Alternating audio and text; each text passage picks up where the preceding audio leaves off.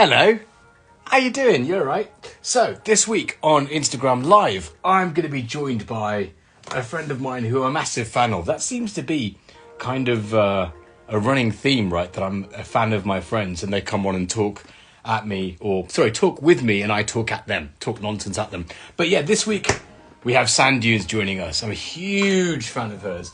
Her whole sort of demeanour is very calm and very considered, and my demeanour is very idiotic and from the hip and off the cuff. So it's quite nice to sort of engage with Sand Dunes, see her play live, and have my whole manic punk energy calm down. But yeah, thank you for joining us. Hi Vinay, hi Darside, hi NPPNO, hi Aditya, hi Siona, how are you? Dhruv SK, how's it going? And where is Sand Dunes? There she is. Hi.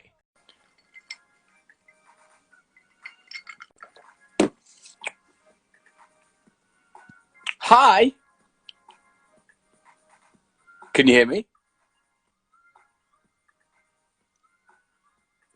Can you hear me? Still connecting. I can see you and I can hear you, but I'm guessing there's a massive delay. Yeah, I think I can hear you, but I think there's a massive lag. Okay. Well, I mean, I think that I will just pause between each sentence and allow time to communicate, considering you are in a forest. In fact, where are you?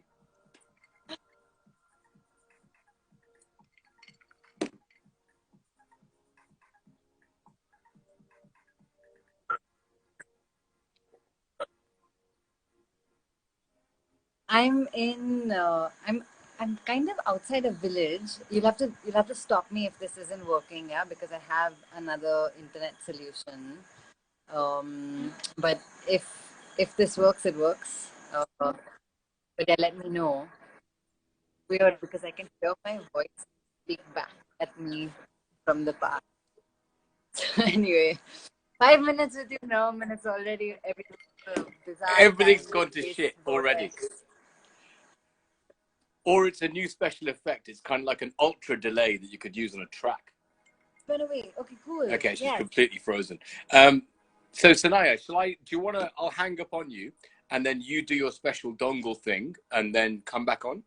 Okay, yeah, let's try that. Or will it take longer than 5 minutes? How long do you think it will take? No, I've got it on standby, so it shouldn't. But it seems all right now. If I you was can just going hear to say, we're actually talking fine. perfect. Okay, let's don't fix what's not broken. Hi, Nerm. Yeah, hi! Over. Dude, you know what this reminds me of? Apparently, the Beatles, when they were recording, to get an effect for a track, and I think it was Strawberry Fields, in their studio, they ran outside to a phone box, put money in it, and sung the audio through a phone box connection back into the studio. Oh, wow. The things that people had to do before plugins were as good as they are these days. It's pretty crazy. I mean, yeah. Authentic internet delay is very hard to replicate, I guess. Actual analog delay. Run into a different space and talk back to yourself. Yeah, but so how are to you? your question, I'm good. I'm very good actually. I'm not in a city. I'm in a small village outside of any perceivably civilized place in South Goa, and there's somehow happens to be internet here, and I'm doing a little bit of a nomadic. A nomadic phase with a mobile studio for the next few months with my partner, and we are reunited with a lot of trees and with cats and dogs and fresh air after many months of being locked down in Bombay. So it feels really nice. So getting out must be good. Really good. Very, very, very good. But also recording is going to be difficult with that ambient sound because all I can hear is Indian nighttime crickets and shit. Sounds awesome. I hear that. Yeah, recording is actually not the biggest concern. It's more just listening back to things. If you don't have a decent environment, uh, finishing anything is really tricky and really challenging, and mixing anything is close to impossible. So I guess the plan is to not finish anything, just to start a whole bunch of shit and not worry about mixing stuff right now, basically. Just go like right Gonzo style on the road and just instinctively. Yeah. Pretty much. Awesome. Awesome. Yeah. Awesome. But I was thinking back, right? Thank you for doing this, by the way, and being one of my buddies to join me and watch me get drunk at them. I really appreciate that. You're very welcome. I'm joining you remotely from another part of the world. So here we are in a digital bar, I believe. Exactly. But I was thinking back to how we met, right? And I recounted this story on Instagram because I realized the first time I saw you play was at Mehboob Studios in Bombay. And I think Huh? Sorry, I've just been interrupted by a dog. My two dogs. I'm with you. Mehboob Studio. This was not part of my plan. No worries, man. This is the beautiful part of this whole thing. This is the part that doesn't actually happen if we were actually in a bar. Go on. Go. In a bar in Goa, it definitely would happen. Stray dogs would come up and nick shit off your table for sure. But yeah, right, so it was day one or one day. What was that indie label from Sony Music India called? Day one or one day? Yeah, something like that. Sony Music. Oh, are you talking about from live from the console? Was it that? Yes, it was. Yes, it was. Right. Yeah. And it had been like, I think I'd been on a rampage with Randolph for like 3 or 4 days at that point. And Pentagram were playing that day, and I think Randolph completely forgot about it until 6 a.m. that morning. Oops. And we were both like, oh shit, we've got a sound check. So I helped him take his guitars to Mehboob and stuff, and somehow functioned until the evening. And I remember being like a complete drunken asshole and just surviving on fumes, essentially. And then you came on, and I was like, what is this? It was just amazing.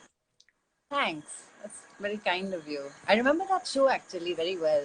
It was, I did a collaborative set with a good friend and a really talented musician who now is a very talented chef. He's the head chef at Prana Cafe in Goa, funnily enough. His name is Varun Nair, and he and I actually had started a band together many years before that, when we were in college. We were in the same college, and it was like one of those things, you just found someone who happened to be into all the same music, and we made big plans to start a blues band. And we never played any shows, but we probably played some covers together and called it practice for a little while. And he went by the name Squidworks for that gig. But it was cool. It was really nice. He had a guitar and a bunch of effects, and I had a synth and a bunch of effects and a computer, and yeah, it was nice. Was it still? I mean, I think it must have been 2014, right? Or maybe it's earlier than that. 2013, I think. 2013. Yeah, it was 2013. I remember. Yeah, 2013 December, I think. Yeah. And then it was interesting because I'd heard the whole kind of post dubstep future garage thing in London, but your whole take on it was something I'd never heard before. And I was just like, that's why I was so mesmerized. I was like, what the fuck? This is in Bombay and a whole new take of things. You're very generous. Yeah, I guess those words also at the time, I remember being very attached to them. I was like, future garage, that's what I'm trying to make. I'm really trying to squeeze these sounds into that shape. And I remember really wanting the music to belong to that and to that space. Yeah. How did you get there then? So going from Sanaya, what was your musical journey to that point? Because I over the years, I've kind of hung out with you in various states of mind that I've been in and pieced together little bits of it. Like, I know you came to London to study music and stuff, but what was the starting point? to then? Basically, it was uh, I was I was a young kid who got sent to piano classes that I really took to. And actually, my sister, we grew up in a town called Jamshedpur, and there was pretty much one piano teacher in the town. Um, and he used to come home and give my sister lessons, and she hated it. And She that's in just Maharashtra, right? no, it's in it now. It's in Jharkhand, but it used to be in Bihar. Okay. So it's closer to the east of the country. Okay. That's where I was born. That's where I grew up really, and she didn't like the lessons, and my folks were uh, pretty upset because they were paying for these piano lessons, and she was like not interested in practicing or not interested in playing, and I was 2.5 years younger than her and super enthused about it, and I was like, fuck it, I'll do it. Let me get the lessons. So I took her spot, and piano recitals, became playing keyboards with bands in college, and I think after after doing a bunch of gigs when we were in college that were beyond our cover band and beyond our little college circuit, there was a point of time where I was like, okay, now I've been exposed to what the next few steps look like. It looked like either you figure out how to become an amazing concert pianist or something, or go to a jazz conservatory, or I don't know. I had some aspirations like that. But or the other thing was to learn production. Mm. And I got some good advice, I think, to do that and not go the jazz conservatory way, because I don't know if I would have been able to hack that. Um, yeah, and Like then being a professional musician and a session musician and stuff like that, you mean, versus making your own shit. yeah, I think being a sessions musician, but also being in a conservatory environment, like being in a music, like a proper conservatoire, and having a formal music education. I think for many years it was very enviable. I know of other people who would be in those institutions, and it's, you're in an environment with all these didactic musicians, and you're exposed to all aspects of theoretical musicness, let's call it. But there's a lot of pressure, and when all those kids come out of there with the same skill sets, I think it's difficult anyway, um, to find work as a sessions musician. I I feel like I already had a little bit of a foot in the door with what I was doing in college, and I would have gone away and honed the same skill, and Mm. maybe not expanded my skill set, and found, I believe at the time that it would have been tough. Mm. So Hi, yeah. Jazz. Hi, Zakuba. How you doing, Arman? Everyone in the chat's really sweet. But you know what? Where was that training? Where would that sort of recital training or that formal training been? Would that have been in India? Would that have been abroad? No, I was looking at I think it was a jazz conservatory in Cologne. Okay. And I was I looked at a bunch of options, and applied for some scholarships at Berkeley. And I think luckily because I really wanted to do them, but at the time it was all unaffordable. It Mm. was extremely expensive, the idea of getting into a jazz school. And then I felt the weight of that a bit at that point of time, I guess. And Mm. I think only a few years later did music schools like SAM come up in India. SAM was in Chennai, if I'm not mistaken. But at that time, there were not any schools that I knew of that would have covered uh, the areas that I wanted to study. You just would either go to a private, tutor, or you do these courses by correspondence. You do the Trinity Mm. college exams, etc. Do you think that so one thing that interested me about sort of India specifically, and I only discovered this when I went back, but from my experience here was that there was a real focus on education, even in the arts. It was like you must get a degree in this, you must get a diploma in this, you must get that to progress officially. There wasn't Yeah, any, there's never any learning on the job. You got to get this fucking discipline on a piece of paper. yeah, And for me, you know, that's when I first went to India and saw DJ academies popping up and seeing stuff that we would do instinctively over here, perhaps, Yeah. be formalized into education over there.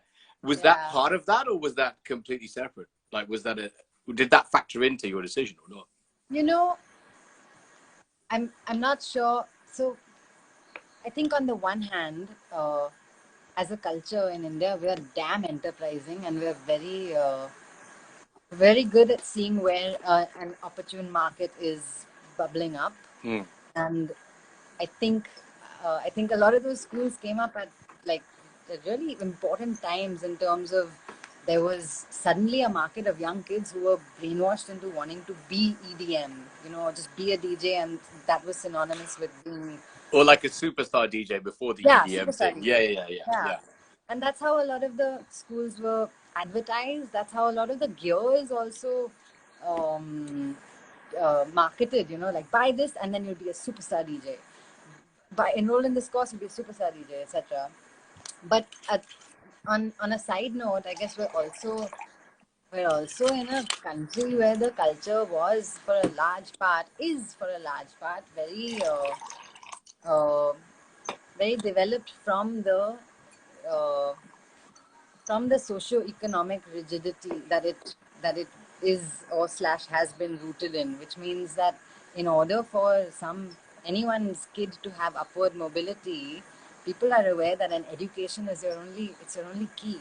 So I think, like for my dad, when he was growing up, it was like, you have to get educated or else nothing. And like the same was on my mom's side. And pretty much all my peers, all my friends who went to school, there was always there was a lot of pressure to get the degree. You had to get the degree. And I think my cousins in the US or friends of mine in other parts of the world probably didn't have I'm sure recognize that a college education would give you a bit of an advantage, more than a bit of an advantage, but I feel like there's probably pressure around that in India that doesn't exist elsewhere. I mean, there was definitely pressure for me personally, but it was always like medicine, and doing anything in the arts was like, what the fuck are you doing? It's a waste of time. Just do that to be a doctor, and then that's it. So it's fascinating for me to see that happen in all disciplines, because at least from my stinted perspective, it opened up the field a little bit. Right. Which I think actually Varuna Singh in the comments says that it's the only way of opportunity to score well, especially in a very competitive country. I think that's it. There's a lot of competition, right? So totally. Yeah, I mean, ultimately, it's a hard, it's a hard world out there, and like I guess you're trying, especially at the beginning of your career, you wanna be as equipped as possible to give you a bit of. Yeah, I don't know. It is tricky, and I guess it probably feels logical to get the degree. Now, the other side of that is how relevant is it, and how much does it actually add, and that's a whole other concept. And the value for money aspect. I mean, because that's the whole other thing. But then that brought you to London to study production, right? It did, yeah. But SAE, right, which is down the road from me. No, where did you do it? It wasn't SAE. I went to Point Blank. Ah, okay, fine. Which is also still around the corner from me. Yeah, it is. Yeah, Hoxton. Yeah, it's not far from you at all. Yeah, for me it was great. It was a really good shout. I think I was the kind of person who really wanted to be in an environment with like a teacher and someone to be in touch with and to feed off, as opposed to learning off of YouTube and learning independently. And the school, which at the time was, it's really expanded since, but at the time it was like really just one kind of shady building with just like rooms that were sort of converted into classrooms. That sounds like the majority of London, East London, to be honest with you. It's just shady as fuck converted. Yeah. I mean, now it's a whole other thing. I revisited it a couple of years ago, a couple of years ago, and they've got like new buildings, and because there's been this massive explosion in DJ academy DJ education. I don't know what to call it, like whatever, formalizing your production jobs. Yeah. But at the time, what was cool was that it was my first experience in education where I liked what I was learning. I was for the first time ever being lectured about something I really gave a shit about. Yeah. And all of the people who were teaching were working professionals, so it was really real. They were like, "You're not going to be a superstar DJ. Let's tell you how it is. Let's kind of paint a." And so you paid attention as well because you gave a shit, which is. Yeah, I paid. I was like an N2 cutlet. I knew that it What was does that mean? expensive. Sorry. I'm not sure where the phrase comes from, but I think it means an enthusiastic cutlet. Ah, N2 Yeah, cutlet. That's N2. amazing. Yeah, yeah. I don't know what the origins of that actually is, but I was really one of those kids who was like first to the studio, last one out. They'd have to throw me out, Proper nerd. and Apple for the I teacher mean, types. yeah, nerd, a bit desperate also to just gain as much as I could from what I knew would be a temporary sitch. Huh. Because I didn't have my own gear. I didn't have access to like synths and a room. And I was like, this is 1 year. I have uh, 1 year to juice this education and this course, and then I have to go back. I mean, if you've paid for it, get the fucking value, right? You know what I mean? That's it. Yeah, yeah, Hi, yeah. Ben's here. And lots of people giving you props. Vishwash is saying the most enthusiastic cutlet on the planet. Very good. Oh, that's where it comes from. Thanks, Oh, Rishi. also, It someone's saying, was it expensive? was. In fact, they one of the reasons I chose Point Blank is because they had a system where they would allow you to do a 2-year course in 1 year, so Right. that you would reduce your fee, at least your expenditure of spending time in London. So on the one hand, the tuition was expensive, but on the other hand, living in that city was what really was. I think it was It's like a shit show. as It's a expensive. fucking shit show. The first time I moved to London, it fucked me over so much because I just I had to go back to my parents' house with my tail between my legs and tears down my face, and it's like it was devastating. So yeah, that's. Do you think that efficiency? So knowing you, I guess you didn't have a chance to enjoy London at that point because you were trying to extract all the goodness. I would disagree. Oh, that's what I'm asking. Was that the case?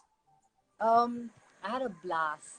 It was very transformative. I think I had one of the first experiences where very viscerally and very I don't know what the right word is, but I was just constantly reminded that I was in the right place at the right time. It felt like, wow, I'm meant to be here. I'm meant to have exposure to that gig and that music and that artist and this teacher. What was the best gig you saw in that period then? Or the most transformative gig? There were two that I remember, that I still remember. One was a Worldwide Awards at Coco in Camden. And it was just a lot of people whose live performances, a lot of bands whose live performances were really like impactful, inspiring, moving. Thundercat, there was Dim Light, I think there was Little Dragon. I mean, talk about compressing all your experiences into one fucking experience. That's a pretty impressive thing to go to. It was really wonderful. Yeah. But another one that was very sublime, and I think it was one of the most moving things I've seen as a musical performance, was Iron and Wine at Shepherd's Bush. Oh, wow. I never knew you were like a fan of theirs at all. I didn't either, and then I went for this gig and I was like, well, I guess I guess everything's changed. Someone's asking, Zool's asking, did studying in London influence the music you make, or did you already know what kind of electronic music you want to produce?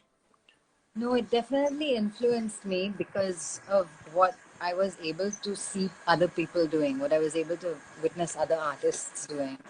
So I think going to gigs and being exposed to actual performances was half of the education. Like half of it was like, yeah, I'm in the studio and I'm understanding how things work, and the other half was just seeing how that translated and getting a little bit of a peek into how musicians were making a living doing that. Yeah, and Yeah, then I 100%. think, yeah, I mean, that's why I moved to London as well, just to get immersed within what the fuck was actually going on, because then you extract everything that you're seeing and then remixing it in your head. And it's kind of yeah, like artists are basically like sort of shit machines. You put in the content on one side and you shit out the content in the other terms on the other, basically. basically, with hopefully some form of a filter that's faced in the right direction. I have no filter. This is my problem fundamentally. May But not be yeah, a problem. well, there you go. Hi, Kanal. How's it going? Varun Singh is asking, it seems you really wanted to learn for the art of making music versus wanting to be a celebrity producer. I mean, I've never thought of you as a celeb producer, to be honest with you. I've never heard that term attached to you at all. What do you mean? Yeah, no, if I'm not a celebrity producer, you wouldn't have invited me on your show. That's not true. That is not true. That is so not true. If you were I'm shit, I joking. wouldn't invite you on. Simple as that. If there was no genuine friendly connection or appreciation or respect for your art, no way. I definitely never saw myself as a celebrity. I don't see myself as a celebrity, but I guess I did really want to. I wanted to learn some skills which I knew I didn't have because I was already making stuff and it kept falling short. And I was beginning to identify what it was about my work that wasn't matching up to the levels of the music I was consuming. It was like, okay, I I'm aware that my taste is on par with the taste of some of the my idols, but my skills are nowhere near. And so I was like, I really just wanted to figure out how to make stuff sound really good. And I think in that sense, nothing has changed, and I still want to figure out how to make stuff sound really good. And it seems like that's just a lifelong commitment that doesn't go anywhere. You know, that's one thing that I found with like a lot of up and coming Indian artists. It's like there's a lot of, especially since I started touring India in 2000, all the way to now. I've seen scenes evolve, and what was amazing was that you formed Dasta to kind of spread that awareness and knowledge on to the next generation as well. Rasta is very special. I'm very happy that it keeps coming up. And by keeps coming up, I mean that pretty much every time I speak to anyone about anything to do with the Indian music scene, or even if it's just about my stuff and my work, I get asked about Dasta, and that makes me really, really happy and proud even, because of the place from which it came. What do you know about Dasta actually? What do you think it is? What do So I you know that a think group of my about friends Dasta? that are very good Indian producers got together to support each other and produce together and go away for a weekend or a week to sort of produce based on a series of samples and exchange ideas, almost like a workshop of sorts. And then I saw that being from friends that I already knew that I know that could produce, but also wanted to improve. And then I saw that expand out as an educational project for upcoming producers. Yeah, exactly. Is that correct? Pretty much. I mean, that's Okay. really, really close to the mark. But I think what's worth mentioning is that when when it started, at the very inception of the idea even kind of coming together, there was a series of gigs, maybe say 3 or 4 gigs over one weekend, in 3 or 4 different parts of the country, and some permutation of the six of us, um, were we were just sort of like crossing crossing each other at different gigs. Like So cross-hatching. yeah, it was Yeah, it yeah. was just interesting. I think maybe say Aditya Kumel and I played a show in Bombay, and then maybe Aditya went to Bangalore and played a show with Ketan, but I went to Delhi and played a show with Josie, and then Kumel. It was just like that. It just sort of kept happening. And in the same weekend, we all had these parallel conversations. Um, yeah, we had these parallel conversations about. And now I'm remembering. Actually, it was Arman and Josie and Aditya, and then Kumel was in Bombay, and I was in Bangalore with Ketan. And the conversations were about how there was so much to be done to kind of help create some infrastructure or some system to not feel as despondent about the darker shades of being an independent producer in India, where nobody knows what's going on, really speaking, in terms of like, am I, you know, just how to navigate the industry, an industry that's so nascent and that it isn't really an industry. And it is way more now than it was a little while ago. But the root of it was really like, maybe we should just get into a room and figure out how we can help each other and help ourselves, because we clearly are all struggling with the same things. We feel like we're putting in a lot more than what we're getting out.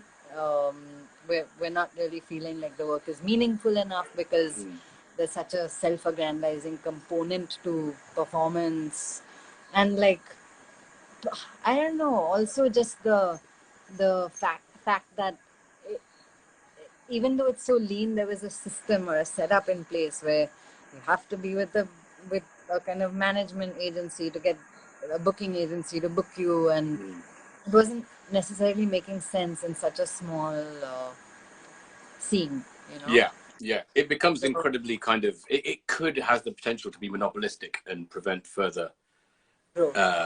yeah, exactly, or evolution. In fact, it can end up being quite controlled. Yeah. I fully understand that. I think the other thing that I Yeah. found interesting was that, personally, from my point of view, looking as an outsider essentially, but someone that's lucky enough to have been in India for a fucking long time and regularly, it was heartening to see a bunch of artists that were relatively, to me, new, but taking control of shit on their own terms, which was that's just awesome to see, you know? And I think also, as well as supporting each other, I think being creatively or constructively critical is quite important as well. And I think that often in India, the criticism is quite brutal and not very constructive. It's very, Yeah.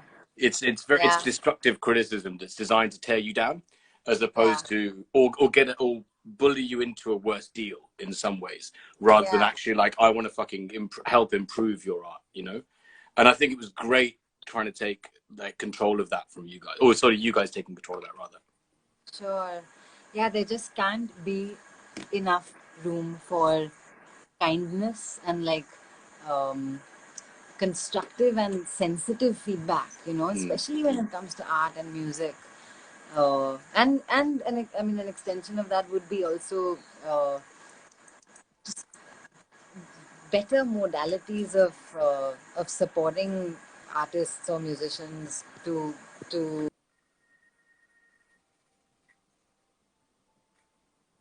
Have we? I thought we lost I'm you. sure. It was No, better modalities. I was saying better modalities to support artists and musicians as management agencies or as artist representatives or booking agencies than just doing the bare minimum or taking a cut from young kids who are, you know, kind of relying on playing shows to pay rent and stuff like that. And I mean, of course, it's complex and layered, and I'm sure the whole moving into that uh, moving into a healthier, more utopian working environment, in my head at least, it takes time. But I'm definitely with you on the criticism and the feedback. Uh, that's why we started doing producer circles, which again I think was Ketan's baby. That was his idea. And we had some very special experiences of getting into rooms with music makers to talk about works in progress. And prior to that, even we hadn't been in those environments where uh, you you you do something really brave by playing shit that's not ready for anyone, and you play it to a bunch of people who are skilled in, you know, in that Yeah. in that domain, in that field. and then everyone has to humanely critique it. And yeah, it was damn good. Now that I'm talking about it, I'm feeling the pinch of having not done one for really long, and I hope we'll get to do one again. Oh, well, Vishwesh is asking, what does Dasta actually mean, the word, or the acronym? Is it an acronym or is it a word? It's not an acronym, but according to Ashish, it is the Hindi word for crew. So, Acha! yeah. It's not like It just dope, means ass, strange. no. I can't even think of the last two words. No, it's not an No. acronym, and you Damn it. can't rearrange it to mean anything. I wish you said it was like a mysterious acronym and there was like sort of a free tutorial for anyone that could figure out what it meant. Nope. Oh yeah, the Shit. cat showed up. There's a cat. So the dog's gonna go crazy now. No, they all live so harmoniously. It's really wonderful. There's the dogs and cats get along. Just like Dasta, just like everyone coming in together. That's like that. Just like that harmony that's found in the opposites. Shabash.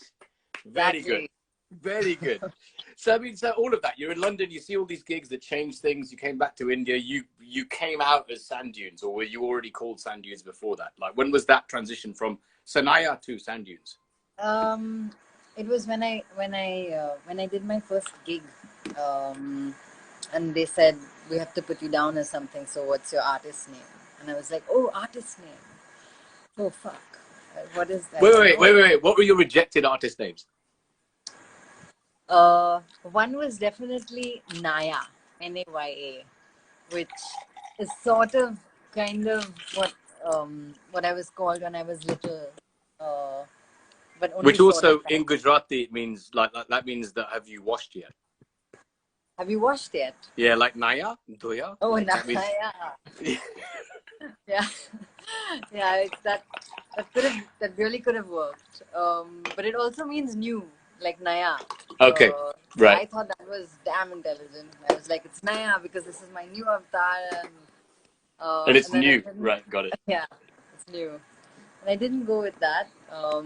And I instead went with this because really there was no deep thought behind it, and there was no good reason. But my guitarist friend from my I guess post-rock band at the time would call me Sandunes, like a nickname. It was just because everyone calls you San anyway, right? Yeah.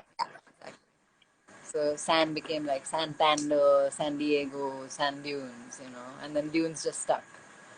And so yeah, I just went with that. Shit, San Handle would have been great. San Handle, like manhandle? Yeah, like panhandle. Oh, like panhandle. Better. Not like manhandle. That sounds really weird. No. I realize now the fault in my naming scheme, so I will shut the fuck up. But yeah, so you were called Sandunes. And what was your first gig then? I think it was like a half an hour slot at Vibe Bar in London. No, you played Vibe Bar. Fuck off. That was like my residency for years. Right. But was in Shiva Sound System, had a residency there. I do know this, but it was a different time, because at the time you definitely, now it's no longer a spot, like they don't have gigs there or anything. No, it's a whole different venue. What year was this? It was 2011. Oh no, we were definitely done by then. Oh wow, that's so crazy though that you played there in 2011. I mean, it wasn't my own gig or anything. It was like the school was hosting a night, and we just. Are you looking for it? No, I'm trying to think, because my co-presenter on Radio 1's band, well, his name's Decode, as I'm sure you know. Okay. His band was called Driving Lolita, and we unveiled his live project at Vibe Bar, and I think it was in 2011, actually, now you mention it. Huh. Well, then, there you go. It's the same time. I think it probably was. I was just Googling that. Sorry. Yes, please continue. You were saying. No, you're fine. I'm not sure whether that one came first or the one which was at 93 feet east or 53 feet. Over the road, 93 feet east over the road. Yeah. So one of those spots. But it was basically like part of the school thingy do, like part of the semester. You'd end with a performance, which was great. It was like, okay, now you've learned a bunch of shit. Now perform at this spot for half an hour, something like That's that. so awesome, because those venues are both very close to my heart and they're in the neighborhood. So I'm just like, that's so lovely to That's hear that cool. you played there. It's a small world. Yeah.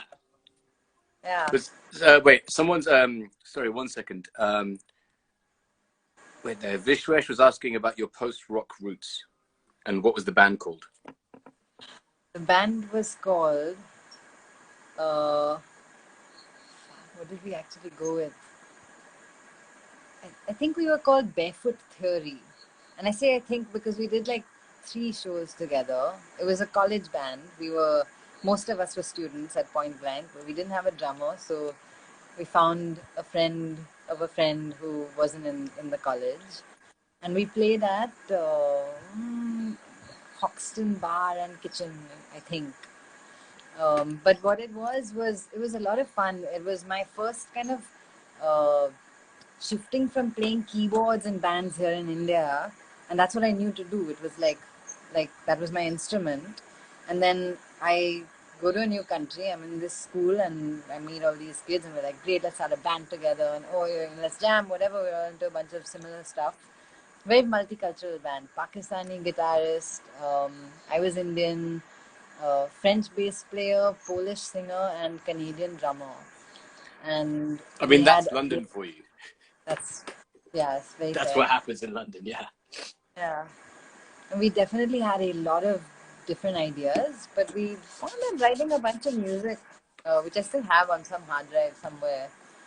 And it was the first time I moved from keyboard playing to synths. And I think before that, I wasn't really into post rock as much as I would have been into trip hop or lighter sort of.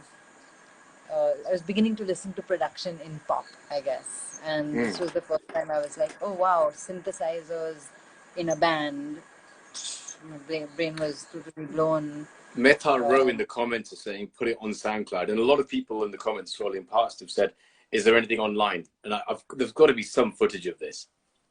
There's definitely audio. We did like record a bunch of stuff. You should totally put it on SoundCloud. Somewhere online, yeah. Okay, maybe I will do that. You should call it like what was it that Prince's what was Prince's thing pre him being Prince was called The Makings of Rain. No, something like that. You can call it The Makings of Sand. Glass Bottle. Or yeah, no, that's After Sand. Shit. You call it Rock. No, that's okay. I'm gonna shut the fuck up again. Carry on. You can shoot me with a bunch of names, and then I'll pick one from your list, and you can manage the sound. What is proto sand? What would be prototype sand? Prototype sand. What is things pre-sand? What is it? Well, I know post sand is glass. Huh. So, that's why I said glass, but I realized I'm going in the wrong way. Let's tenet that motherfucker. Let's call it the reverse entropy of glass. That's glass entropy. Glass reverse entropy. But that just takes you to sand. Yeah, there you go. Visual sandwiches. That's excellent. I mean, in that case, I've got a whole list, right, of all the rejects. San Diego, Santander, Sorry. Actually, see. Subject. You have to give me a second because one cat worries. is going to the other cat. I'll be back. Go. This is awesome. I love this. So, guys, if you've got any questions for Sam as well, there's a little question mark button at the bottom. You can hit that and type in your question, and I can ask her. Siona's saying cliffs and shit. That's a good one. Cliffs is quite a good one. But it's too close to Cliff Richard. And also, she says not actual shit, which is a thing. I should have taken this opportunity to sort of get some ice in my drink, eh? But I feel bad kind of ditching and then running to go get ice. You could hear the barking and the howling and stuff. This is like real life things. Right, there we go. Oh, so Citrus Shania is saying silt, and I totally misread that as shit, and I was going to block him. Sorry about that. There you go. What else is there? Sandpaper, that's a good one. Big up to Rastar's here. Oh, she hung up. Okay, so what I'm going to do is I'm going to refresh my drink as well, and then redo this. So we'll save this, and we're back. Hi. We got booted. I don't know whether it was Instagram that booted us or whether it was Sandunes' dogs that kind of ripped out the router. But let's see. Welcome back. Hi, Crank is me one. Oh, do some wavings. There you go. Hi, Kasaya. How's it going? Isuru, how's it going? Mogara Karthik, welcome. We're just waiting for Sandunes to jump back on. Post this this break. Hi, Siona. Welcome back. I got some ice. And basically, you know when you had like... well, in England, you get like ice cream vans that give you a Mr. Whippy sort of ice cream sort of cone. And they stick a flake in, like a crumbly chocolate thing. Look at this fucking like blade of ice. Oh, it's melted. But I had like 3 or 4 blades of ice come into this. And it was ridiculous. Kasaya is saying, quick question, best Indian gig. Man, that's a long one. But I would have to say, because I'm a self-absorbed prick, that BudX that I helped creatively curate was one of the best Indian gigs back in 2019 in March. But no, seriously, I reckon Magnetic Fields, the second year, was amazing. And there's been loads. But I will answer that properly one day Sanaya's back. I'm just going to connect. Hi, Jazz. How's it going? Hi, Purva. Hi, everybody. Thank you for joining us again. Hi. Mando's here. Hi, Mandavi. Yay. Okay. And immediately it pauses mid-blink. That was awesome. Sorry about that. No worries. San, it was really funny because as soon as you connected, it went like this on my screen. He's all right. Oh, was that your cat? I think it takes a second for the internet to just catch up. Oh, there she is. It seems okay. Can you hear me? I can. It's a bit broken up, but I can hear you now. Okay. And did the dogs and cat fighting pull out your router? No, it didn't. Why? Did the internet get messed up right after that happened? I think so, yeah. Sorry. Anyway, it's not your fault. Don't worry.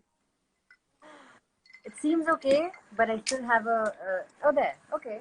There you are. You caught up. Yeah, all's good. Can everyone watching see us both and hear us both? Just out of interest. I mean, someone just said kitty cat, so I guess so. And Mando's saying, ma'am, one autograph, please, which I think is hilarious. Just to come and get it.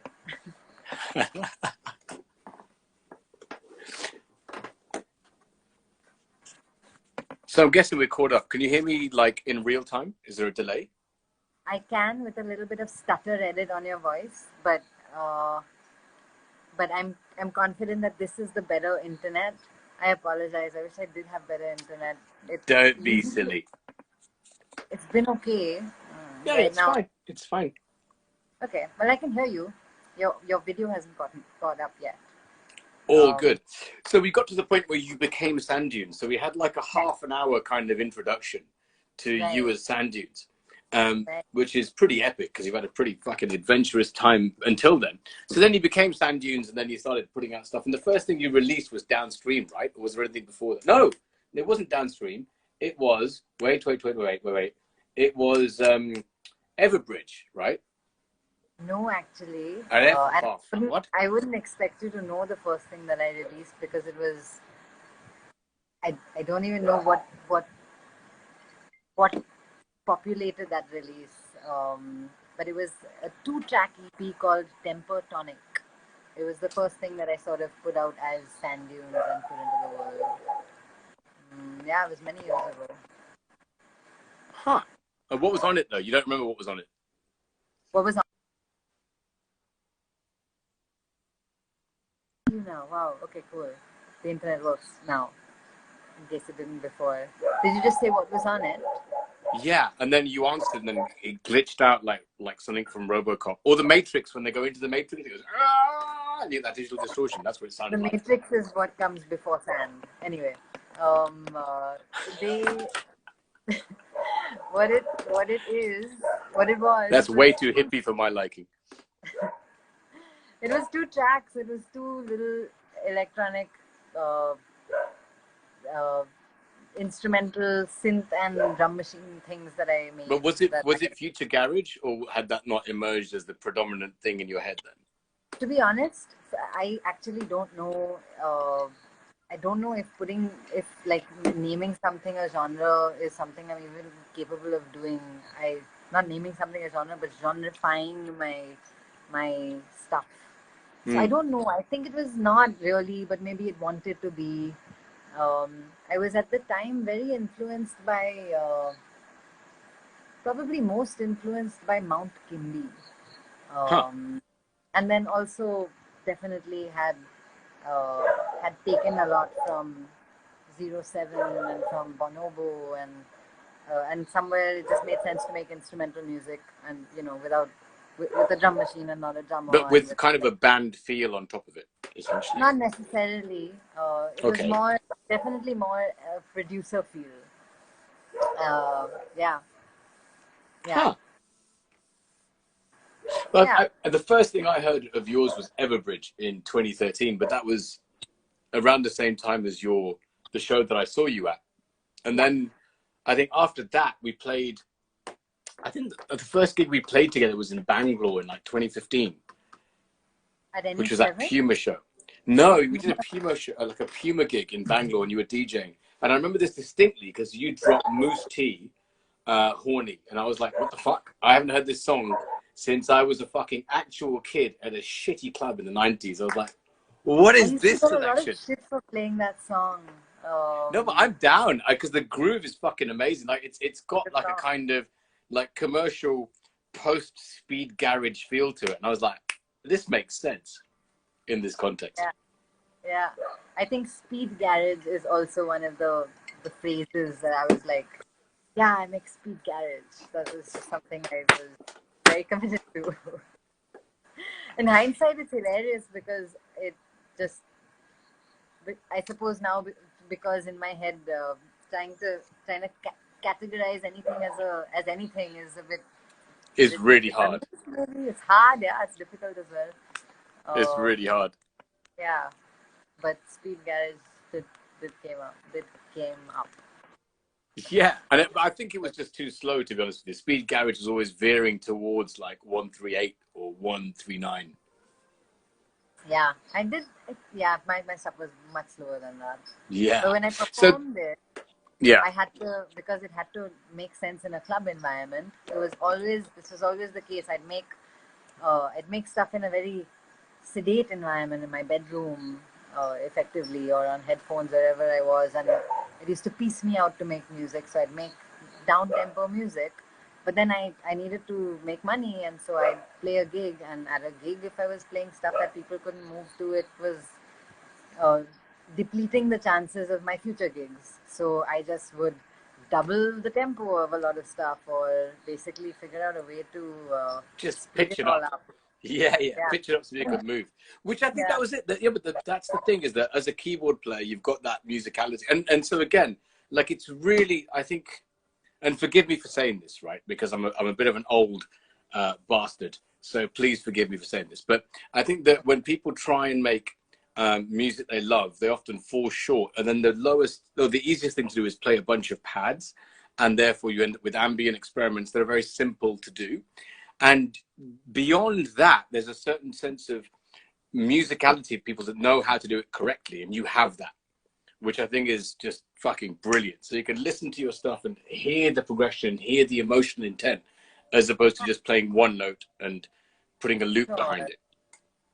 I mean, I guess I'm definitely at an advantage of having studied piano music.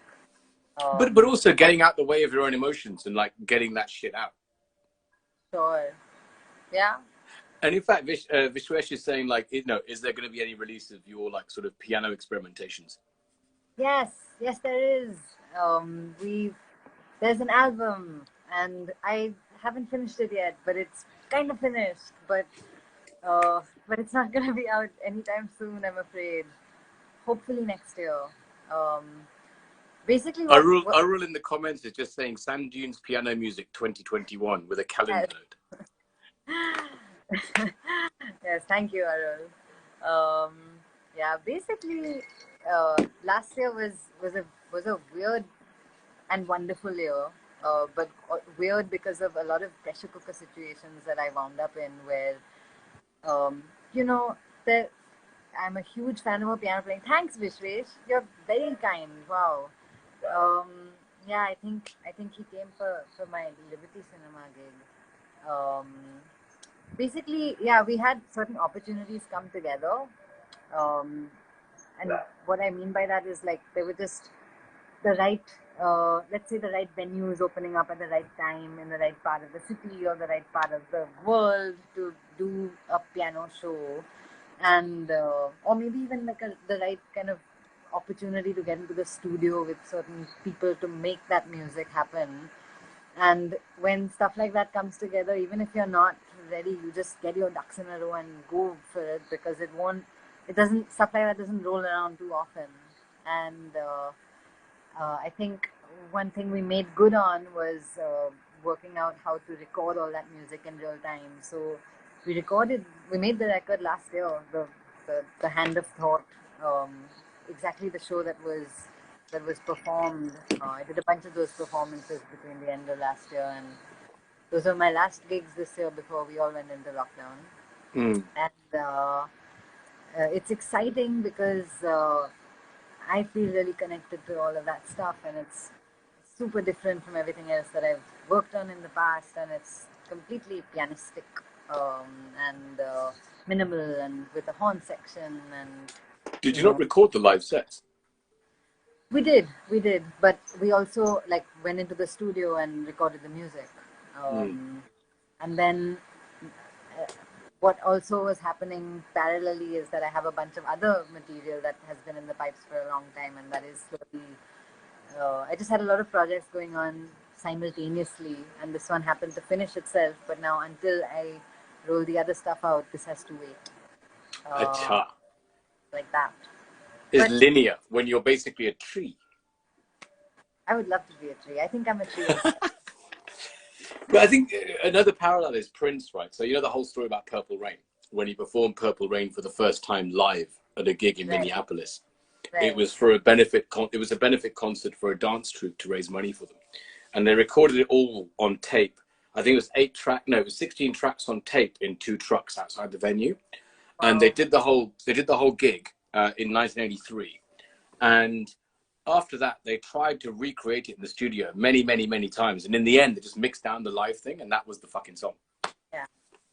That's the Purple Rain we all know was the first ever performance of it that caught everything.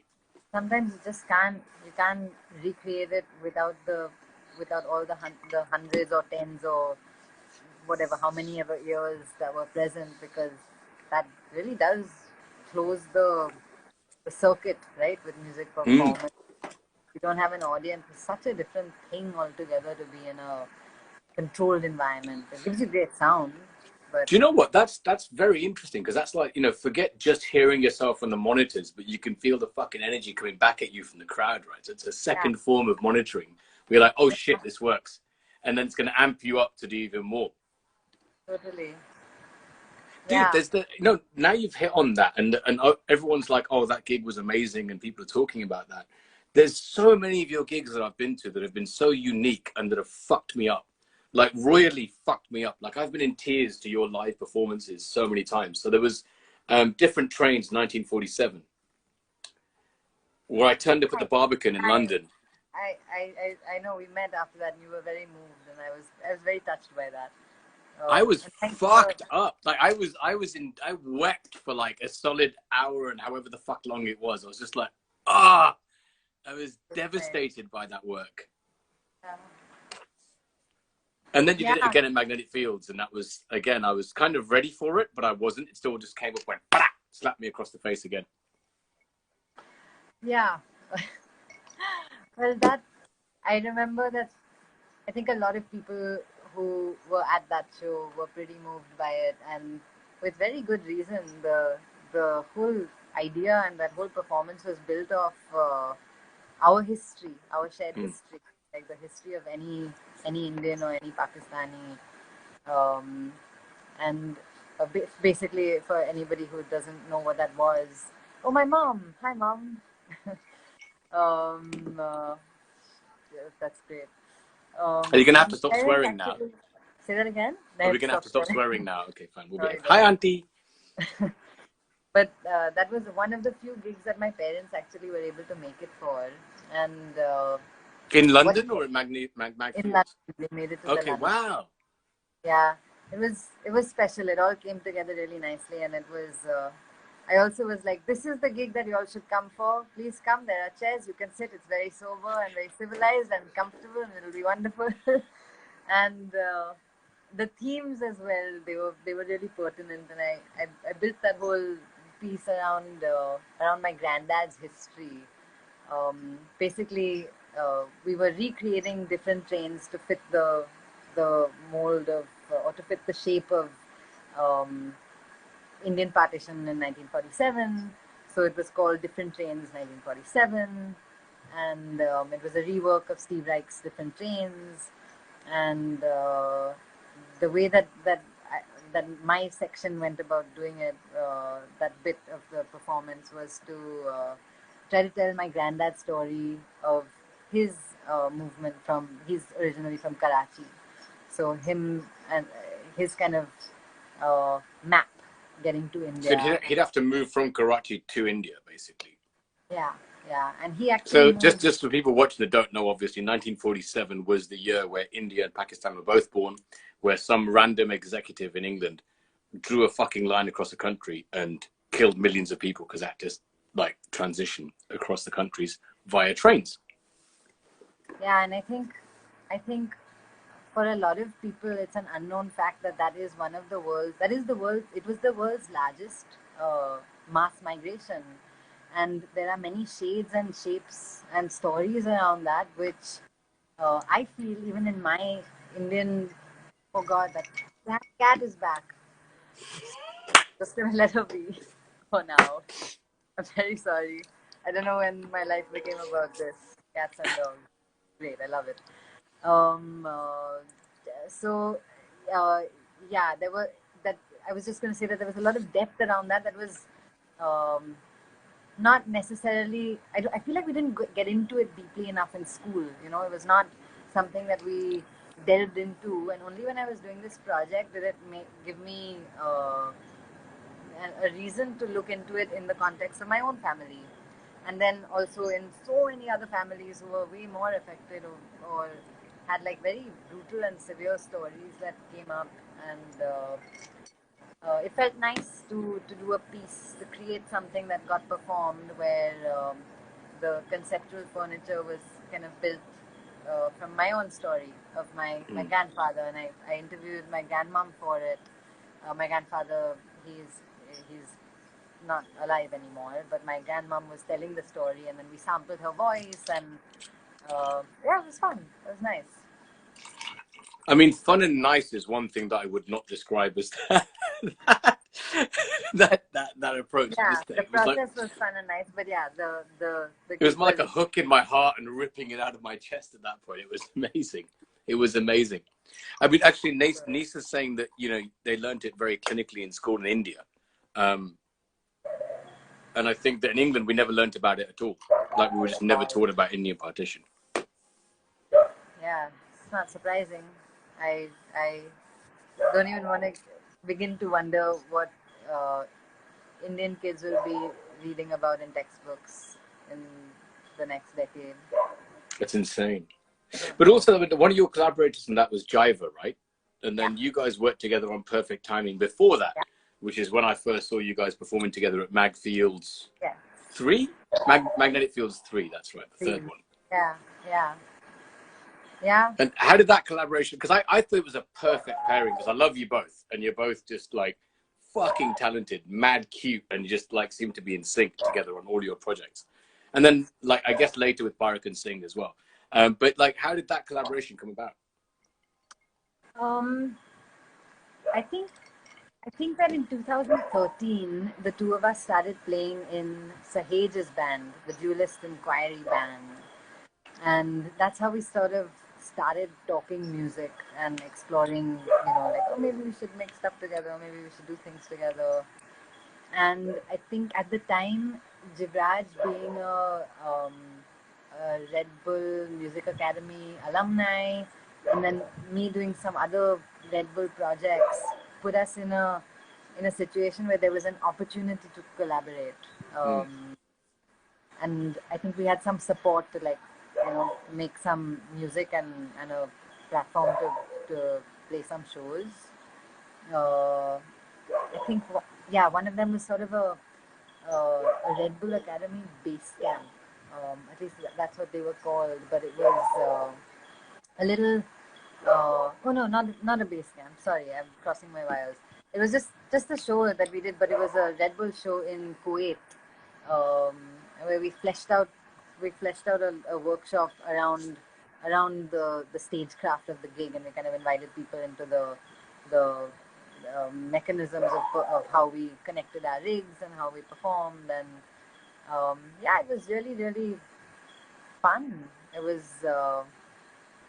We made a four-track EP, which we recorded between Bombay and Cal, and then we did a bunch of shows, and eventually, like many collaborations, it just didn't make it to the next round of Mm. things. He was focusing more on Parik and Singh stuff, and eventually I found my way back to doing more Sandunes gigs. But for a while, that was, I think, a very important musical experience for me in many ways and for many reasons.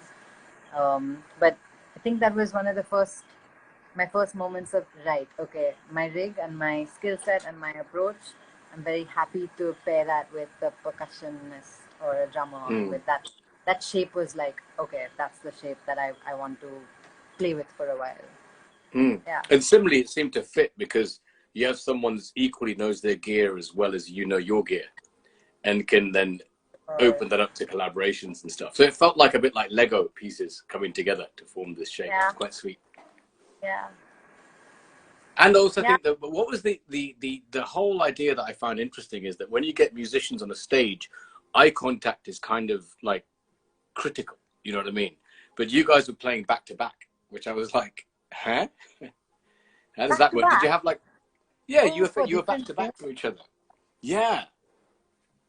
I don't think we were meant to be back to back, Norm. I think it was one of Really? the things where it was like, oh shit, my riser is like not in the right place. Where, oh fuck it, time to play. Okay, you know, I thought it was one of the because for sickest most, creative decisions I've ever seen. I'm glad that it was a mistake. I was like, fuck, that's I don't genius. even know which specific gig you're referring to, but 100% if it was back to back, that was unintentional.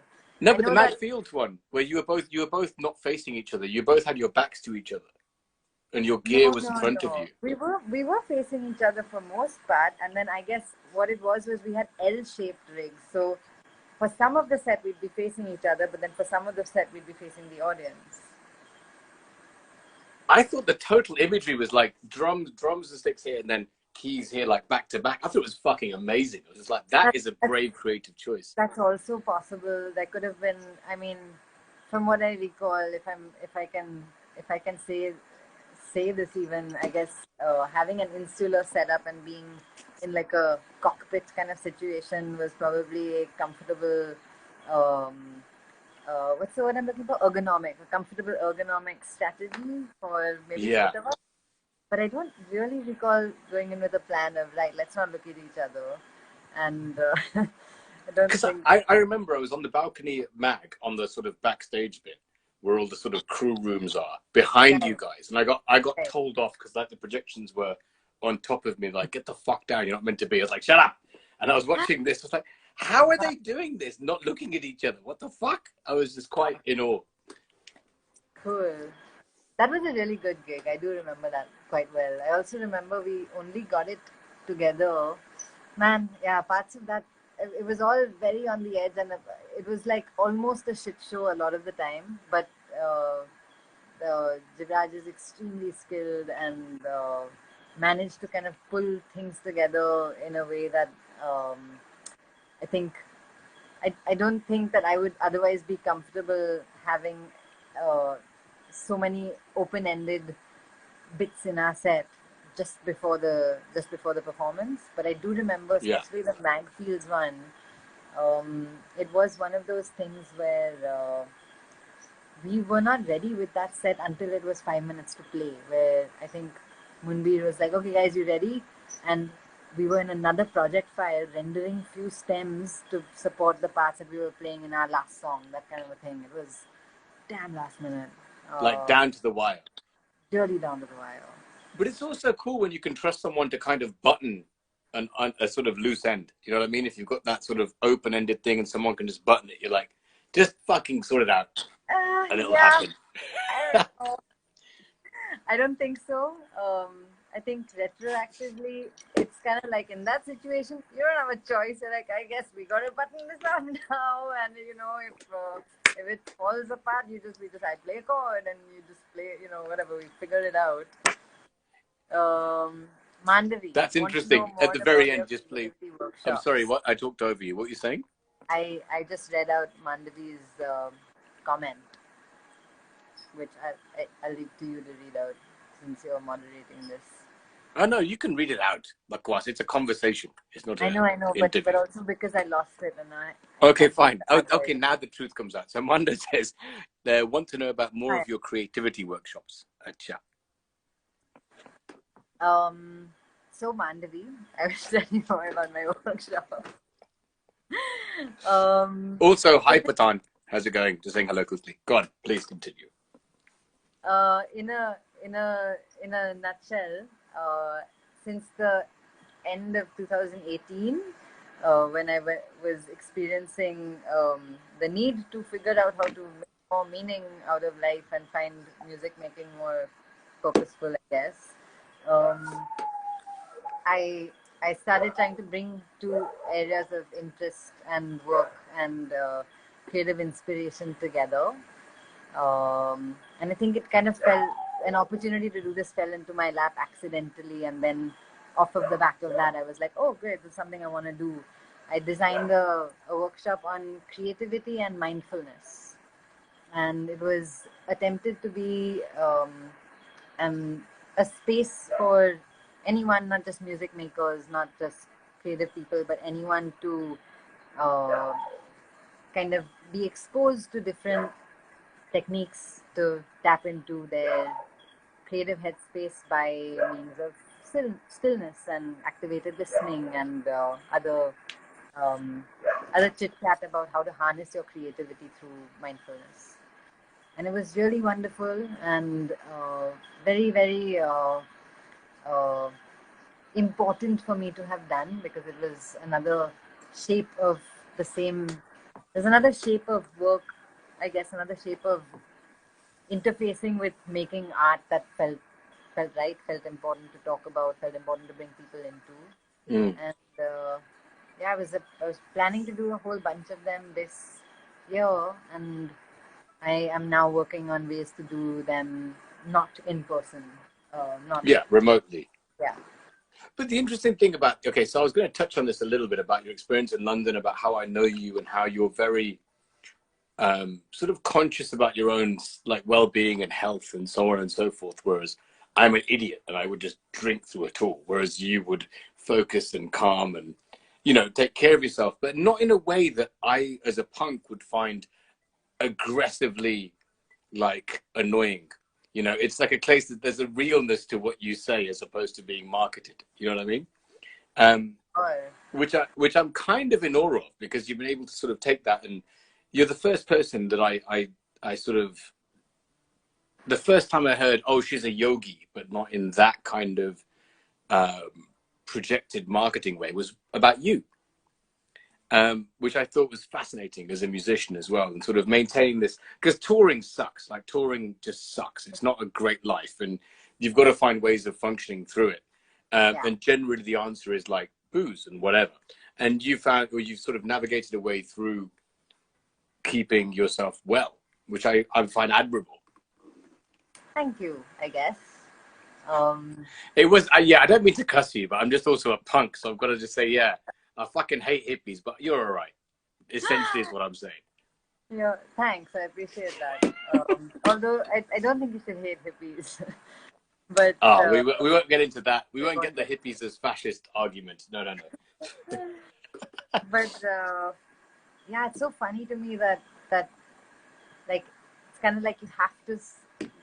The moment you mention yogis, you have to kind of add the disclaimer, but like not in the marketing way. And that's just 2020. We live in that world right now. And feel it's like the same with the word wellness, right? But yeah. I think that with you have that fucking obviously maintained because you practice it. I guess I do practice it. I mean, I find it difficult maybe even to talk about because I it's just a part of who I am. It's not like, oh, I do wellness. Hi. Yeah, it's not a projection; it's real. That's kind of. I guess that's what I'm getting at. Actually, it's you. And maybe even I don't actually think that it's the reason it feels weird is because often people are like if you're saying it in this sense of like I'm a punk, but like you do wellness and that I'm in awe of that. For me, it's almost like, well, if I don't do wellness or whatever it is we're calling it, that I find uh, I would find many things very challenging and difficult, and showing up to several situations would be uh, beyond stressful for me. So I kind of do it because I have to do it. It makes many social situations make sense. It helps me be coherent and feel sane and kind of rein in my sensitivity, I guess, or my emotions. I guess that's a balance between, as an artist, you have to be open to your emotions and reveal them and actually project work through them. Totally. And then as a performer, you've got to close that shit off to have a certain arrogance about you to perform. And that's got to be very difficult to navigate. It is very difficult. In fact, I think that's also why, coming back to what you said earlier when you talked about sensitivity around giving feedback, it's kind of like artists are doing the very, very difficult thing of being vulnerable on a consistent basis. And the internet, which is the primary medium of sharing all art these days, can be a really ugly place and a very difficult place to stay vulnerable.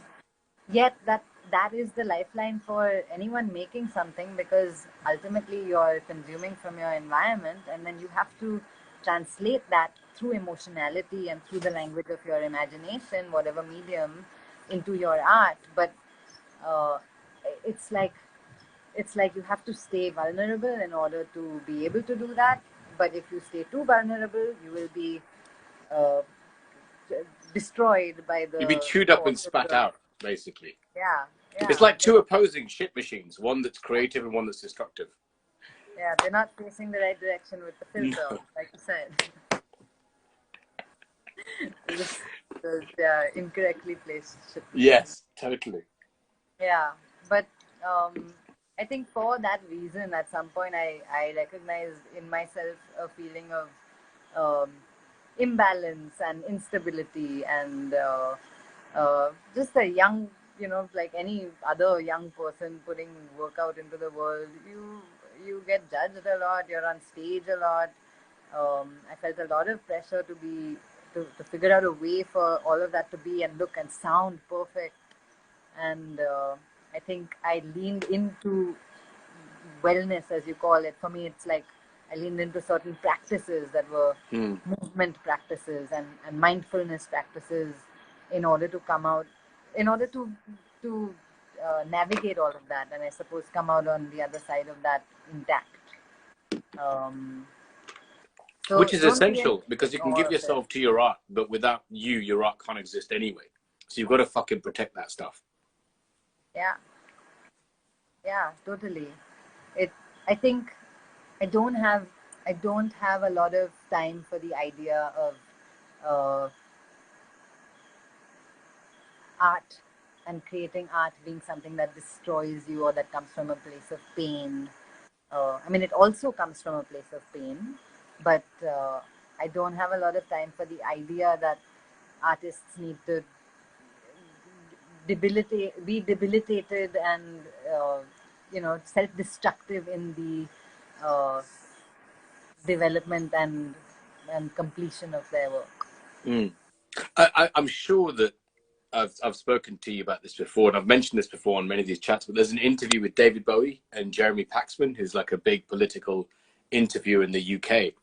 And it's one of the best things I've ever seen. It was in 1999, and Bowie predicts the impact of the internet and all sorts of stuff, and the idea about art. And one of the things that he talks about was that, I beg your pardon, when he was younger, he realized that he created art from a glorious mess. And then it was when he was older that he realized that he didn't have to be the epicenter of that mess. He could pull himself out of it. Totally. And he was like, I could observe it, but I don't have to be in it, which I think was incredible. And getting older, like, I'm fucking 42 this year. I'm kind of grateful for all of the previous messes in my life that inform anything I create. And also the golden threads of that chip on my shoulder that we were talking about representing sort of Indian music in a different way across the world, or Indian culture in a different way. Right. But and that aggression is still in the pit of my stomach. And I think that one of my fears was losing that aggression, but I don't have to lose myself to it. You know what I mean? Yeah. I can relate to that pretty hard. I think for the first time in a very long time, I'm just coming into a phase, if you will, of not finding the need to be the driving force of all the projects all the time, and feeling like, oh, actually the other shoe's not going to drop, and there's been a decade-ish of work behind some of these machines, so they're all right, and if they don't manage to stay afloat, then there'll be some other things, because I'm 31 and I hopefully figure out enough shit to put other pieces together. But inherently there's a fear in that as well, because it's like, if I lose that drive, or if I'm not pushing and hustling 100% all the time, will I still be able to have the machines operating at the same momentum? And then that like complete cognitive dissonance, I guess, between the should I not be out here living life? Do I need to continue to be capitalistic and obsessed with how well the work does all the time, and how much more you can build your audience and your likes and your listens and your clicks and da-di-da-da. And I think that's the thing. It's all so you've reminded me of a passage. So Richard Russell founded XL Records, right? Okay. XL Records is a massive label, and he signed a lot of fucking people responsible for putting the Prodigy out there. Dizzy Rascal, right. MIA, Adele, I think as well was on XL. Anyway, just like really, and XL was still classed as an indie record label. They're not a major. Right. But there's a passage that I read which kind of talks into this about the resilience of being a front person in a band, right? And so there's an ability and a resilience to withstand brutal rejection. The more different and bizarre your onstage appearance and performance, the more outlandish and unlikely, the more you're risking, and the more spectacular the results are likely to be. Equally, the bigger the failure. And that's it. That's it. It just reminded me of that fucking passage straight away. And I was just like, fuck. That's really lovely. Thanks for sharing that. Yeah. And now that's ramped up more than ever with instant reactions, with putting yourself out there immediately and having a bunch of people calling you shit immediately. Yeah. Yeah. Totally. Calling you shit, linking for you with or without your conscious awareness, your worth to that piece of art that you made in that moment of time, and not even the complete piece of art, like 3 seconds of that art. Yeah. How have you and forgive me if I'm going down a direction you don't want to go into, but you being female in India doing what you do has got to have dictated how you present yourself and what decisions you've made in your art. Mm-hmm. Or has Yeah, it? no, not at all a direction I don't want to go down, by the way. But potentially in the past, a previous version of me would have been like, let's not talk about that because it's so fatiguing to constantly have to carry around this big gender tag. Hi, Yeah, female producer, female producer, and then you don't have male DJ and male It's guitarist. exactly. It's a prefix that's fucking a burden, basically. Yeah. Yeah.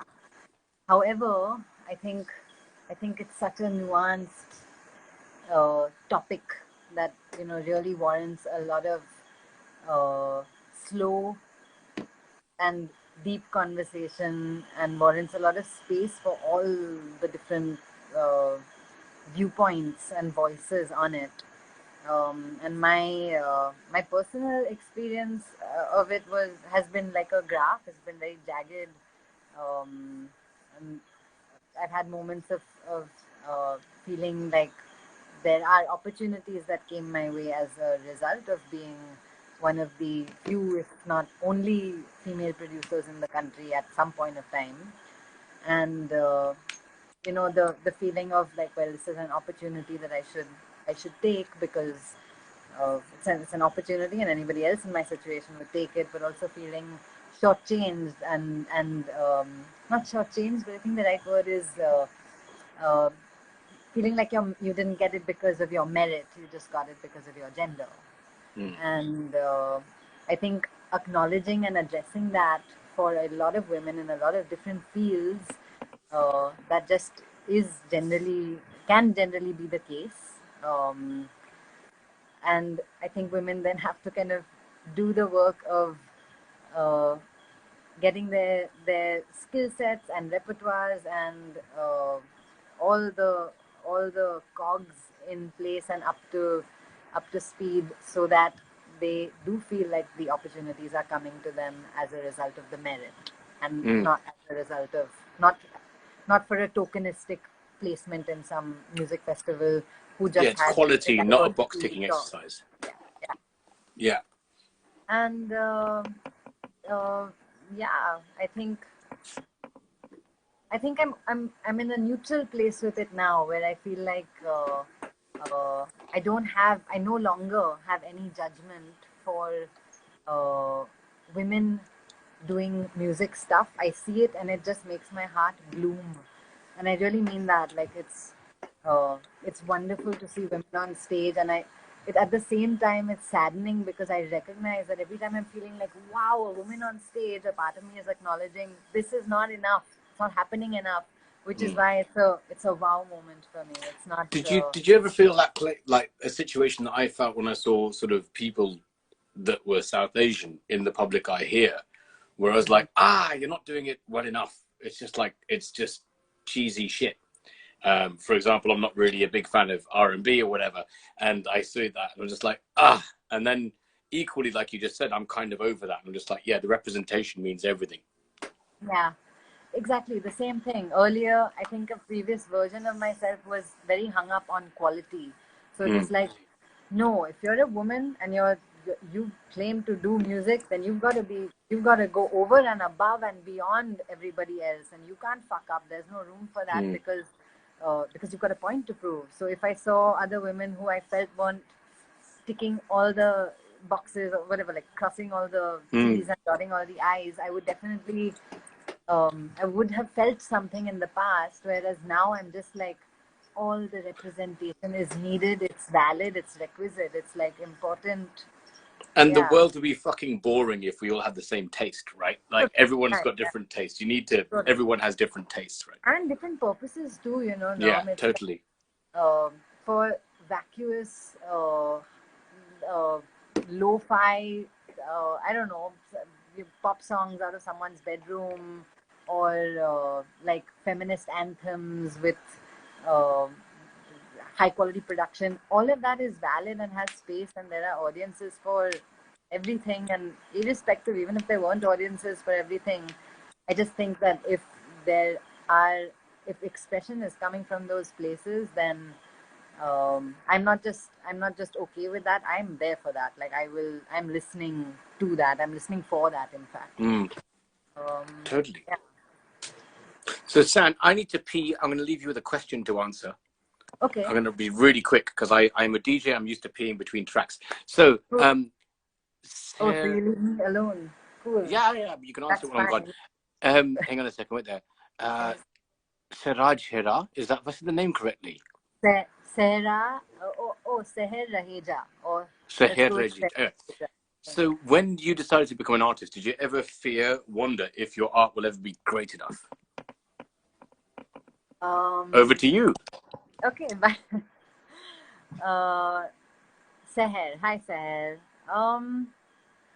I don't know if I had that question specifically, but I definitely wondered if it would be good enough.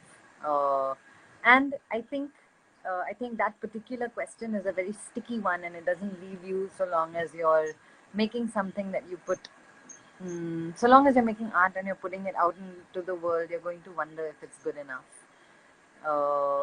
So I think it's a difficult question, but it's also an important question.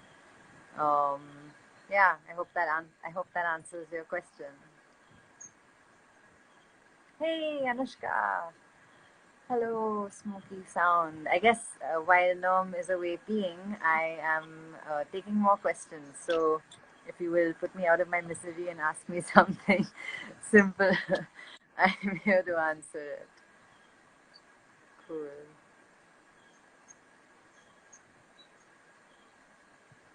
Likewise.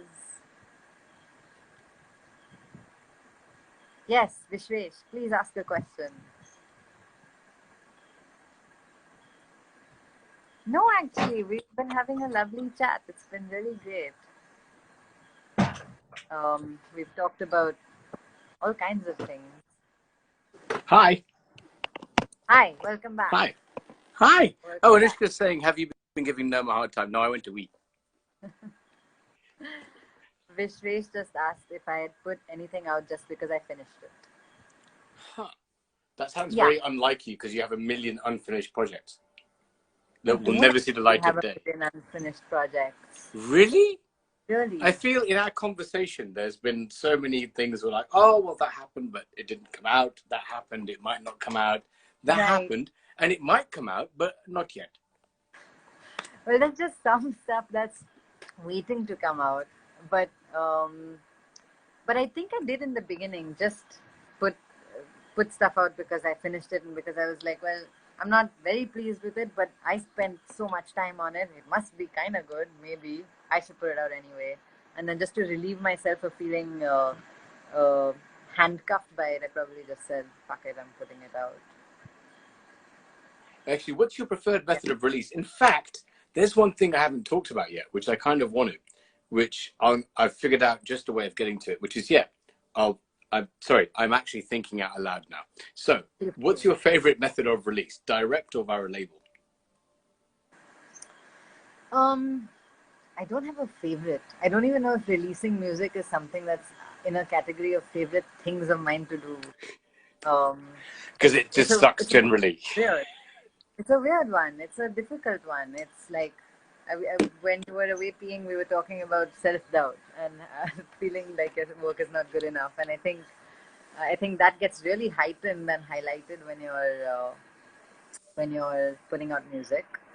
But both those things are two very separate things. They're very different. I haven't had a lot of experience with putting stuff out with a label, and I've had some amount of experience with putting stuff out on my own. And didn't Scream sign a track of yours? No, he wanted that never to. Happened. Okay. That never happened. In fact, he almost did, and it was 4 tracks, and then he just went AWOL. And after waiting for about a year, then I decided that was probably the only music that went through a screening process. And at that time, I was like, now it's not good enough. I'm not into it enough. You know what? Actually, speaking of Anushka, right, we had this conversation where it turns out that music is a snapshot of that point in time. You essentially want to create a Polaroid of that point in time. And if it waits too long, it's not relevant anymore. Yeah, true. Was that the same in that situation?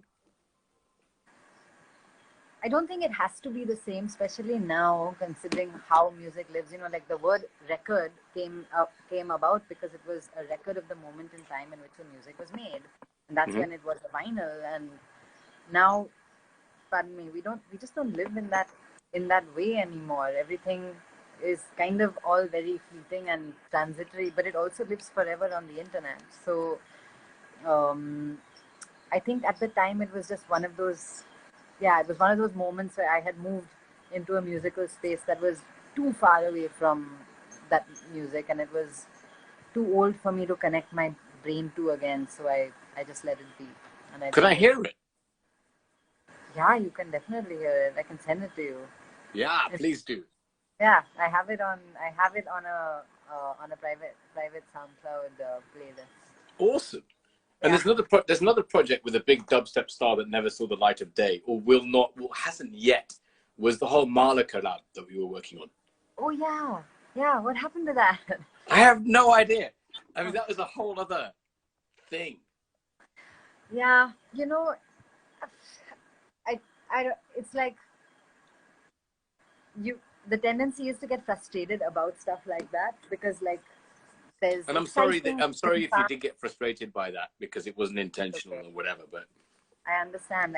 This is what I was coming to. I kind of now understand that just with regards to making sense out of putting music out into the world, there are so many things to consider in terms of uh, everything, or every realm of feasibility, and so it's in my head. It's not quite as simple as it used to be.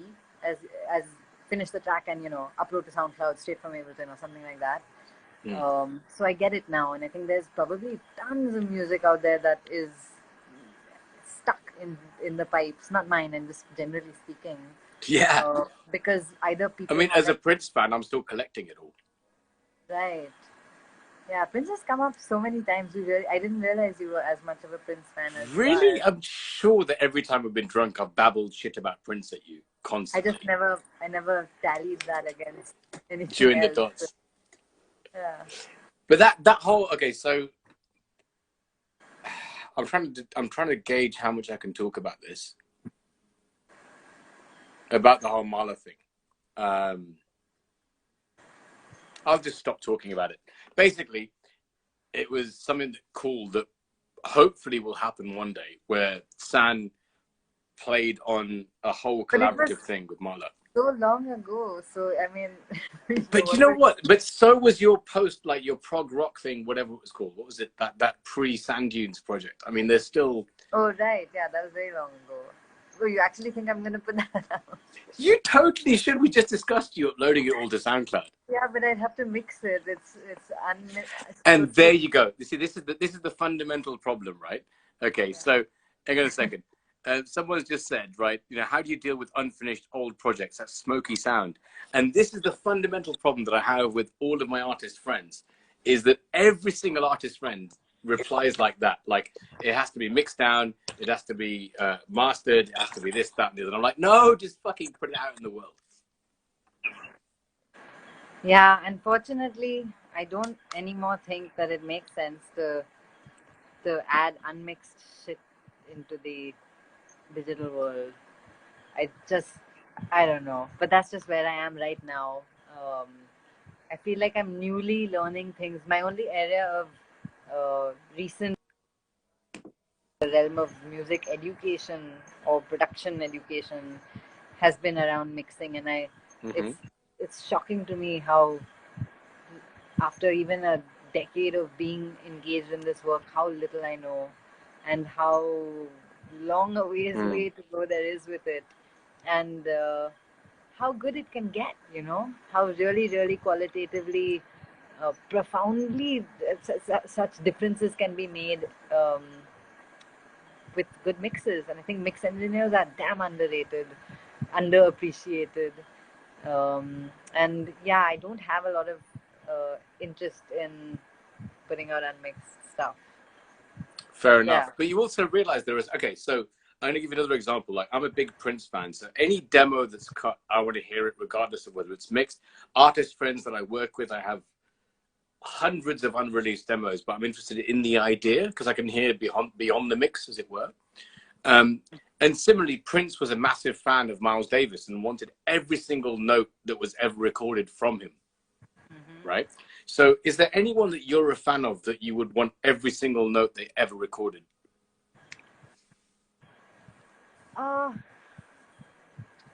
Yeah, probably. And I guess, yeah, there is. So who? I don't know why I feel almost like that's private and I don't want to Okay, share. fine. That's the one thing we won't talk about. Fine. But you understand that But feeling, I don't know why right? I have that feeling. Say that But again, you understand sorry? that motivation Yeah, of wanting to totally. just hear everything. And Yeah. you'll forgive the mix and you'll forgive the mastering. And in some cases, the mix and mastering will destroy the original artist's idea. Or not destroy, but take you further away. Yeah, that, yes and no. Yes, that's true in many senses, and the opposite of that is equally true. I guess it just really all comes down to what the music is, how it was recorded. If the intent and the energy is preserved and enhanced by means of mixing, there's a magic to that. It's a skill. It's got to be a really subtle hand and a set of really good ears, and equally go two millimeters too much on any one dial in any direction, and you've fucked it, and then the magic or the energy is lost. And not everyone is tuned into listening for that, but and that's where it comes from, is that if you're fans, or if for example, as a Prince fan, like I say, like if I was to get hold of the, beg your pardon, I'm burping quite a lot because of the Coca-Cola, but if I was to hear an early piano rendition of one of his big tracks, I'll know the emotional intent, but I'd feel it even more. And so similarly, like people that have followed your music might feel the same sort of intensity and insight into your work. Yeah. And I guess that's another, like an inner layer of vulnerability, right? Or extra anxiety to put on you right now. Yeah.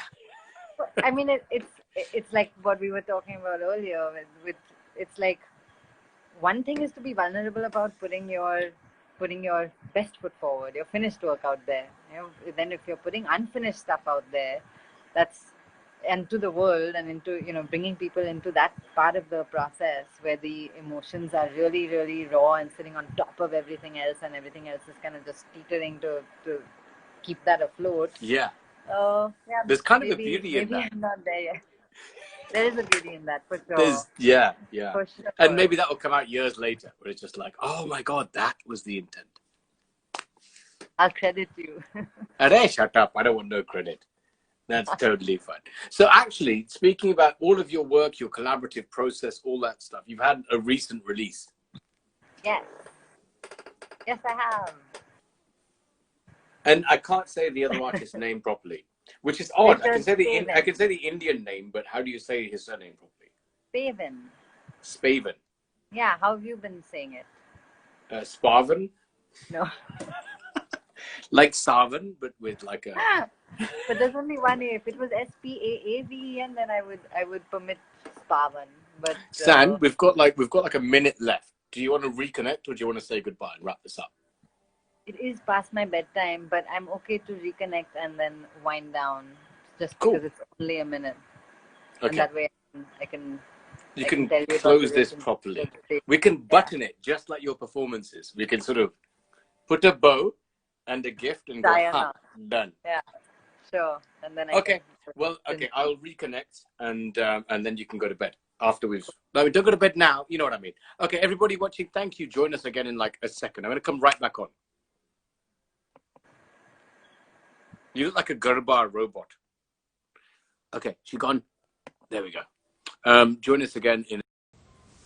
Trying a new angle for the startup. No, it doesn't work. Side is better. Hi, this is part 3. We got cut off in part 1, and we got cut off by Instagram in part 2. We're back. I am going to be talking and saying farewell to my dear friend Sandunes. And thank you all for rejoining. Hi, Karthik.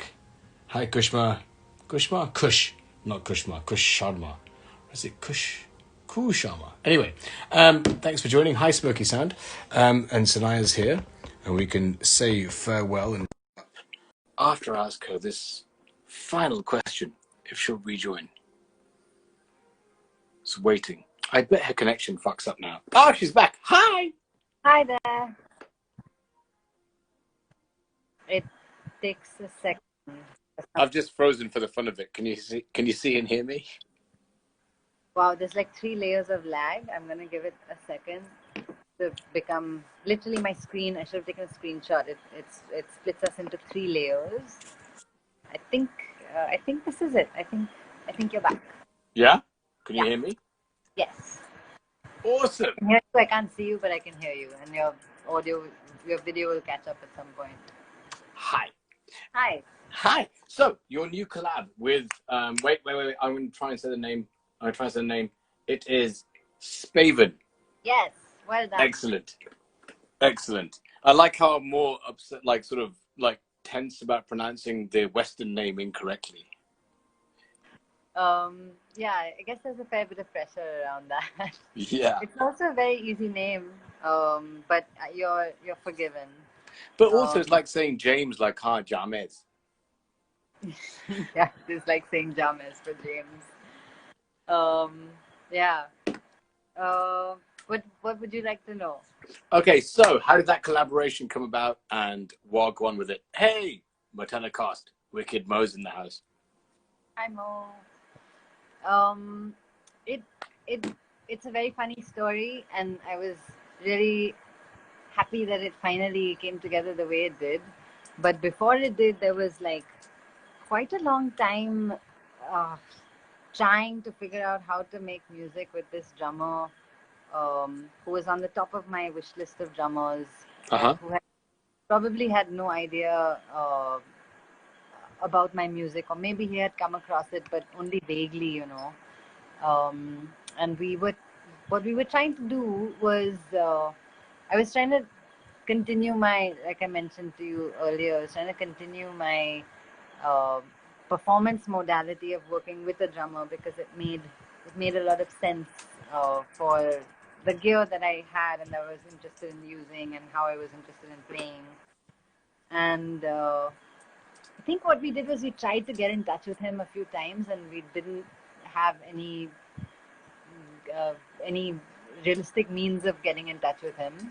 Mm-hmm. And then by a fluke, I was in a studio with a sound engineer who had happened to have just mixed one of his sessions, and he was working with me on another project, and just kind of happened to mention, oh, you know, you should really check out this drummer called Richard Spaven, and I think you guys should do something together, because your music sounds like it's in his in the same space, basically. And Marla's remixed him, right?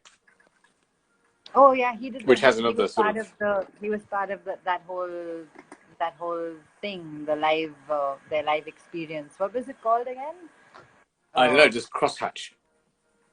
Wait, hang on 1 second. Do you know Miss Groove? I forget actually. What's her real name? Shit. I know her.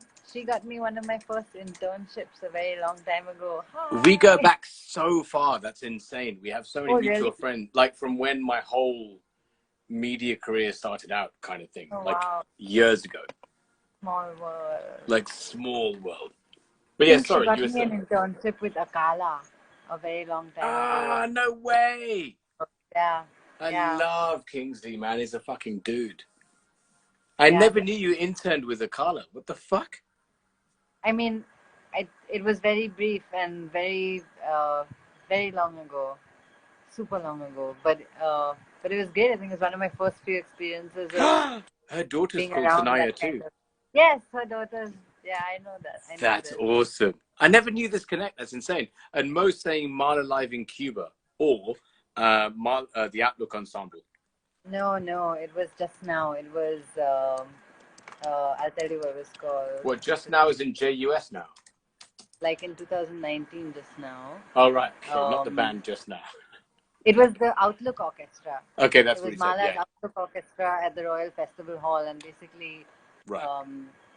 Richard was the drummer and in that ensemble, in that Got it. orchestra, and he was a big part of those shows. Yeah. Big up, Mo. Got that shit right. Wicked. Yeah. I don't know if I answered your question. I kind of lost interest in it midway. Okay, that's fine. Well, look, it's way past your bedtime, love. So I've been keeping you so long. And thank you for doing this with me. And thank you for coming back on to wrap up and say goodbye and put a button on the loose end. Of course. Have you seen Tenet yet? Have I seen? No, I haven't. I believe it's very nice, but I haven't. Who's watched any movies? I mean, other than watching movies at home, I guess everyone. I meant like in a theater. Well, you have, because you're. I put a mask on and I went, and it was a really empty cinema, and it was in the Barbican actually. It was really safe and empty. It's like nice. 20 people watching Tenet. It was awesome. Wow, that sounds.